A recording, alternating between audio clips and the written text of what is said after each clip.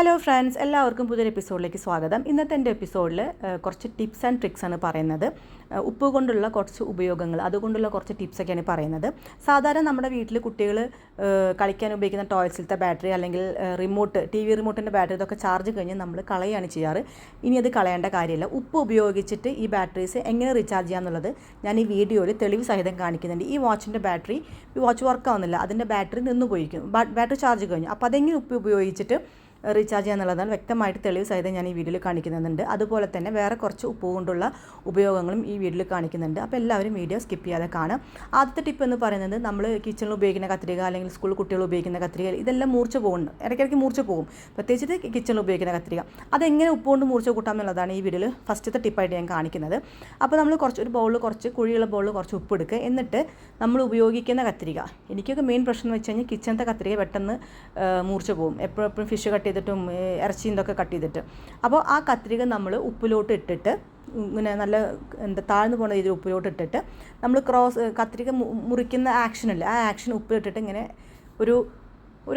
Actually ഒരു 5-10 minute നിങ്ങൾ ചെയ്ത് കഴിഞ്ഞ് കഴിഞ്ഞാൽ ആ കത്രിക നന്നായിട്ട് മൂർച്ച വരും. അപ്പോൾ നിങ്ങൾക്കത് അതിശയമായിരിക്കും. ഞാനിതിൽ കാണിക്കുന്നുണ്ട് അത് ലൈവായിട്ട്.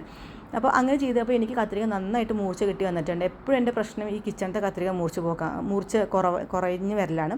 അപ്പോൾ ഞാനിത് അങ്ങനെ ചെയ്ത കത്രിക കൊണ്ട് പേപ്പറും മുറിക്കാൻ അപ്പോൾ നന്നായിട്ട് നല്ല മൂർച്ചയായിട്ട് വന്നിട്ടുണ്ട്. അപ്പോൾ കുട്ടികൾക്കൊക്കെ ഇനി കത്രികയുടെ മൂർച്ച കഴിഞ്ഞ് കഴിഞ്ഞാൽ ഇങ്ങനെ ചെയ്ത് കൊടുത്താൽ മതി. ഓക്കെ. അടുത്ത ടിപ്പ് എന്ന് പറയുന്നത്, നമ്മൾ ഗോതമ്പ് പൊടി സാധാരണ ഇങ്ങനെ ബക്കറ്റിലൊക്കെ അടച്ച് വെക്കാറില്ലേ, കുറച്ച് കൂടുതൽ വാങ്ങിച്ച് അടച്ച് വെക്കും. കുറച്ച് കഴിഞ്ഞ് കഴിഞ്ഞാൽ അതിൻ്റെ മണം മാറും, അല്ലെങ്കിൽ അതിൽ പ്രാണികൾ വരും, ഈ വക പ്രശ്നങ്ങളൊക്കെ ഉണ്ട്. അപ്പോൾ ഇതൊന്നും ഇല്ലാതിരിക്കാനുള്ള ഒരു ടിപ്പാണ് ഇപ്പോൾ ഞാൻ കാണിക്കുന്നത്. അതായത് ഇതിലിപ്പോൾ 1 കിലോ ഇതുണ്ടാവും, 1 കിലോ ഗോതമ്പ് പൊടി ഉണ്ടാകും.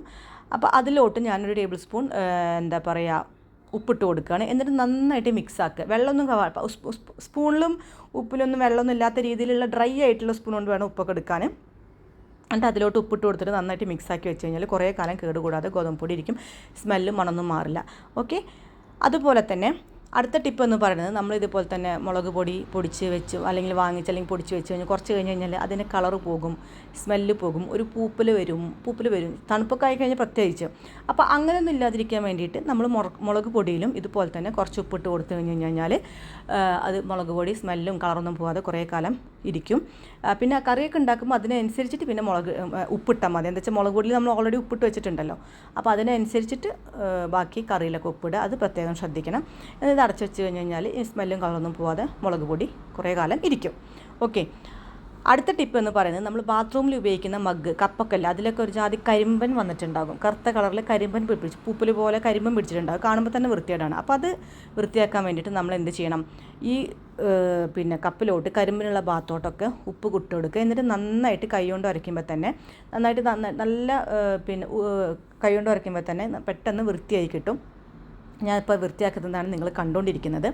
അപ്പോൾ ആദ്യം കൈകൊണ്ട് നന്നായിട്ട് ഉരച്ച് കഴുകിക്കളയാം. ഓക്കെ. ഉരച്ച് കഴുകിക്കളയാം. നിങ്ങൾക്ക് ഇരുമ്പിൻ്റെ സ്ക്രബ്ബർ ഉപയോഗിക്കണമെങ്കിൽ ഉപയോഗിക്കാം. അപ്പോൾ ഇരുമ്പിൻ്റെ സ്ക്രബ്ബർ ഉപയോഗിക്കുമ്പോൾ എന്ന് വെച്ച് കഴിഞ്ഞാൽ ആ വര വരും, പ്ലാസ്റ്റിക് മതിലല്ലേ, അപ്പോൾ നമുക്ക് ആ വര വരും. ആ വര വരാതിരിക്കണമെന്നുണ്ടെങ്കിൽ കൈകൊണ്ട് നന്നായിട്ട് ഉരത്തി കഴിഞ്ഞതിന് ശേഷം സ്പോഞ്ചിൻ്റെ മഗ് ഉപയോഗിച്ചിട്ട് ഇതാക്കി കഴിഞ്ഞ് കഴിഞ്ഞാൽ കണ്ടോ, അപ്പോൾ ലൈവായിട്ട് കണ്ടില്ലേ, മഗ് നന്നായിട്ട് ക്ലിയറായിട്ട് കരിമനൊക്കെ പോയിട്ട് വന്നിട്ടുണ്ട്. അപ്പോൾ അടുത്ത ടിപ്പ് എന്ന് പറയുന്നത്, ഇപ്പോൾ മഗ് വാഷ് ചെയ്ത് കഴിഞ്ഞു, അതേ സിങ്ക് തന്നെ ഞാൻ വീണ്ടും ഉപ്പിട്ടിട്ട് ഒന്ന് കഴുകുകയാണ്. സിങ്കൊക്കെ ഒന്ന് കച്ചറായിട്ടുണ്ട്. അപ്പോൾ ആ സിങ്കിൻ്റെ മുകളിൽ ഞാൻ കുറച്ച് ഉപ്പിട്ട് കൊടുത്തിട്ട് നന്നായിട്ട് നമ്മൾ അത് നന്നായിട്ടൊന്ന് മിക്സ് ചെയ്ത് വെക്കുക. എല്ലാ ഭാഗത്തേക്കും ഉപ്പൊന്ന് മിക്സ് ചെയ്ത് വെച്ചതിന് ശേഷം, ഉപ്പ് നല്ലൊരു അണുനാശിനിയാണ്, അത് എല്ലാവർക്കും അറിയുന്ന കാര്യമാണ്. നമ്മൾ മീൻ ഉണക്കാനടക്കം ഉപ്പാണ് ഉപയോഗിക്കുന്നത്. അപ്പോൾ ഉപ്പ് നല്ലൊരു അണുനാശിനിയാണ്. അപ്പോൾ ഉപ്പ് സിങ്കിലിട്ടിട്ട് കുറച്ച് നേരം എല്ലായിടത്തും സ്പ്രെഡ് ചെയ്ത് വെച്ചതിന് ശേഷം നമ്മൾ സ്ക്രബ്ബർ കൊണ്ട് നന്നായിട്ട് ഉരച്ച് കഴുകി കഴിഞ്ഞ് കഴിഞ്ഞാൽ നന്നായിട്ട് വൃത്തിയാവുന്നുണ്ട്. ഇതിന് സോപ്പ് തന്നെ വേണം നിർബന്ധമൊന്നുമില്ല, നല്ല മണക്കം വേണം, നിങ്ങൾ സോപ്പ് ഉപയോഗിക്കാൻ, നല്ലത് ഇങ്ങനെ ചെയ്താൽ തന്നെ നന്നായിട്ട് സിങ്ക് നന്നായിട്ട് കളർ വരുന്നുണ്ട്. അപ്പോൾ ഞാൻ കുറച്ച് നേരം ഉപ്പ് സിങ്കിലൊക്കെ ഇട്ട് വെച്ചു. എന്നിട്ട് നന്നായിട്ട് ഇതുകൊണ്ട് വരുത്തിയപ്പോൾ തന്നെ എനിക്ക് സിങ്ക് നന്നായിട്ട്, അതായത് ഈ കരിമൻ പിടിച്ച കളറൊക്കെ പോകുന്നുണ്ട്. അതായത് എപ്പോഴും നമ്മൾ സിങ്ക് ഉപയോഗിക്കുന്നതല്ല. അപ്പോൾ സിങ്ക് എനിക്ക് നന്നായിട്ട് വൃത്തിയായിട്ട് വന്നിട്ടുണ്ട്. നിങ്ങൾ ഇതൊന്ന് ചെയ്ത് നോക്കുക. ഇതാ പിന്നെ സിങ്കൊക്കെ വാഷ് ചെയ്ത് കഴിഞ്ഞ് ഈ ഭാഗമൊക്കെ നല്ല വൃത്തിയായിട്ട് വന്നിട്ടുണ്ട്. ഈവൻ പൈപ്പൊക്കെ വൃത്തിയാക്കി വന്നിട്ടുണ്ട്. ഓക്കെ. ഇനി അടുത്ത ടിപ്പ് എന്ന് പറയുന്നത്, നമ്മൾ പാത്രം കഴുകാൻ ഉപയോഗിക്കുന്ന സ്ക്രബ്ബറായാലും മഗ്ഗായാലും കുറേ ഫുഡൊക്കെ കയറി അതിലിരുന്നിട്ട് ജേംസൊക്കെ വരാൻ സാധ്യതയുണ്ട്. അപ്പം നമ്മൾ എന്ത് ചെയ്യുക, ഒരു ബൗളിൽ തിളച്ച വെള്ളം ഒഴിച്ച് കൊടുത്തിട്ട് അതിലോട്ട് ഉപ്പിട്ട് കൊടുക്കുക. നല്ല തിളച്ച വെള്ളം വേണം കേട്ടോ. അതിലോട്ട് ഉപ്പിട്ടിട്ട് നന്നായിട്ട് ഇളക്കിയെടുക്കുക. ഓക്കെ. എന്നിട്ട് ഈ സ്ക്രബ്ബറും സ്പോഞ്ചിൻ്റെ ഇതൊക്കെ അതിൽ കുറച്ച് നേരം ഒരു 10-15 ഇട്ട് കഴിഞ്ഞാൽ അതിൻ്റെ ഉള്ളിൽ ജേംസോ കാര്യങ്ങളോ എന്തെങ്കിലുമൊക്കെ ഉണ്ടെന്നുണ്ടെങ്കിൽ അത് അങ്ങ് പോയി കിട്ടും. അപ്പോൾ ഉപ്പ് നല്ലൊരു അണുനാശിനിയാണ്. പിന്നെ ചൂടുവെള്ളം കൂടിയും ചേരുമ്പോൾ അത് നന്നായിട്ട് വൃത്തിയായി കിട്ടും. ഈ തണുപ്പുള്ള സ്ഥലത്തൊക്കെ ഇതൊക്കെ ഉണങ്ങി കിട്ടാൻ നല്ല ബുദ്ധിമുട്ടാണ് ഈ സ്പോഞ്ചൊക്കെ. അപ്പോൾ അതൊന്ന് ചെയ്ത് നോക്കുക. ഇനി നമ്മളിതാ ഈ വാച്ചാണ് വർക്ക് ചെയ്യാതിരിക്കുന്നത്. അപ്പോൾ ഈ വാച്ചിലത്തെ ബാറ്ററി ഞാൻ ഊരിയെടുക്കുകയാണ്. ഒരു ബാറ്ററിയാണ് ഈ വാച്ചിലേക്ക് ആവശ്യമുള്ളൂ. ഈ വാച്ചിലത്തെ ബാറ്ററി ഞാൻ ഊരിയെടുക്കുകയാണ്. ഇതാണ് ഞാൻ റീചാർജ് ചെയ്യാൻ പോകുന്നത്.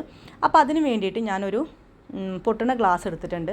ഇതിൽ നടക്കുന്ന രാസപ്രവർത്തനം കാണാൻ വേണ്ടിയിട്ടാണ്, നിങ്ങൾക്ക് കാണിച്ചു തരാൻ വേണ്ടിയിട്ടാണ് ഞാൻ പൊട്ടുന്ന ഗ്ലാസ് എടുത്തിട്ടുള്ളത്.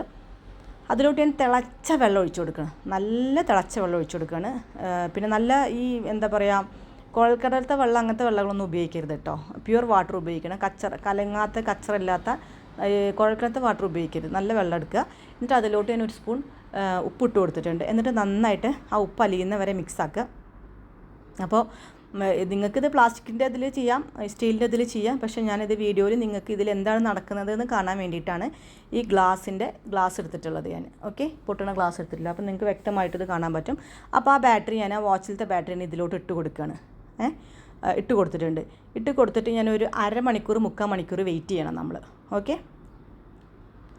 അപ്പോൾ അതാ അങ്ങനെ ഇട്ട് കൊടുത്തിട്ടുണ്ട്. ഇതിൻ്റെ ഈ എന്താ പറയുക, ഇതിൻ്റെ ഈ ബാറ്ററിയുടെ 2 അറ്റത്ത് നിന്നാണ് ഈ രാസപ്രവർത്തനം തുടങ്ങുക. അപ്പോൾ അത് 3/4 മണിക്കൂർ കഴിഞ്ഞപ്പോൾ ഉണ്ട് ബാറ്ററിയുടെ ഒരു അറ്റത്ത് നിന്ന് നമുക്ക് ഇതിലൊരു പുക ഇങ്ങനെ വരാൻ തുടങ്ങി. നിങ്ങൾക്ക് കാണുന്നുണ്ടല്ലോ. ഇത് കാണിക്കാൻ വേണ്ടിയിട്ടാണ് ഞാനിത് എന്താ പറയുക ഗ്ലാസ്സിൽ തന്നെ ഇട്ട് വെച്ചത്. പിന്നെ ഇതിൻ്റെ ചെറുതായിട്ട് കളറ് മാറിയിട്ടുണ്ട് കേട്ടോ. ഓക്കെ. അപ്പോൾ അത് നന്നായിട്ട് പുക, അപ്പോൾ എന്തോ രാസപ്രവർത്തനം നടക്കുകയാണ്. ഇത് ചാർജ് ആയിക്കൊണ്ടിരിക്കുകയാണ് ബാറ്ററി. അപ്പോൾ ആ ഗ്ലാസ്സിൽ നിന്ന് ഞാൻ അതങ്ങനെ പുക ഫുള്ള് വന്നു കഴിഞ്ഞതിന് ശേഷം അതൊന്ന് ഞാൻ ബാറ്ററി മാറ്റിയെടുക്കുകയാണ്, വെള്ളത്തിൽ നിന്ന് മാറ്റിയെടുക്കുകയാണ്. എന്നിട്ട് നന്നായിട്ട് നമ്മൾ ആ ബാറ്ററി ഉണക്കി എടുക്കണം. അതായത് നന്നായിട്ട് ടിഷ്യൂ കൊണ്ട് നന്നായിട്ട് ഉണക്കിയെടുക്കണം. ഒരു തുള്ളി വെള്ളം പോലും ബാറ്ററിയിൽ പാടില്ല. ബാറ്ററിയിൽ വെള്ളം ഉണ്ടെന്നുണ്ടെങ്കിൽ റിമോട്ടെല്ലാം കേടുവന്ന് പോകും. എന്തിലാണോ പിന്നെ ഈ ബാറ്ററി ഉപയോഗിക്കുന്നത് കേടുവന്ന് പോകും. അതുകൊണ്ട് പ്രത്യേകം ശ്രദ്ധിക്കുക. നന്നായിട്ട് നമ്മൾ തുടച്ചെടുക്കണം. ആ ബാറ്ററിയുടെ ഒരു ഭാഗത്തു നിന്ന് പുക ഫുള്ള് വന്നതിന് ശേഷം വേണം നമ്മൾ ഇതിന്ന് ബാറ്ററി എടുക്കണം. ഏകദേശം എനിക്കൊരു 3/4 മണിക്കൂർ 1 മണിക്കൂറിൻ്റെ അടുത്ത് ഇത് പിടിച്ചിട്ടുണ്ട് കേട്ടോ, ഈ രാസപ്രവർത്തനം തുടങ്ങാൻ. ഓക്കെ, ആ പുക വന്ന് തുടങ്ങാൻ. ഓക്കെ.